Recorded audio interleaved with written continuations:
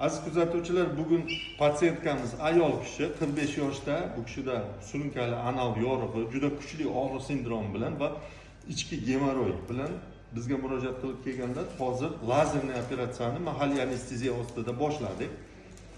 Bizni kuzatishda davom etinglar. Biz 20 minutdan keyin xudo xolasa natijamiz bilan bo'lishib boramiz.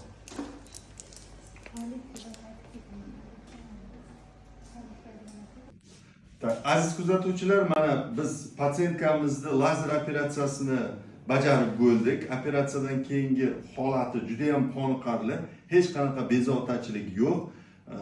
Bemorimizni lazer operatsiyadan keyin pervyaskasini bajardik.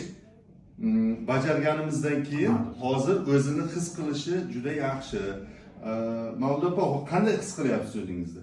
Yaxshimisiz?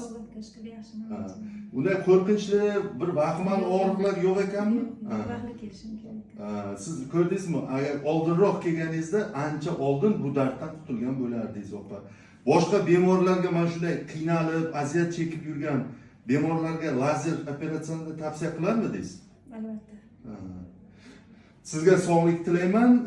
Kerakli o'sha buyurgan tavsiyalarimni bajarib turasiz. 10 kundan keyin menga yana kelib ko'rinib ketasiz. Aziz kuzatuvchilar, bizni kuzatib boringlar. Biz sizga natijalarimizni ko'rsatib boramiz.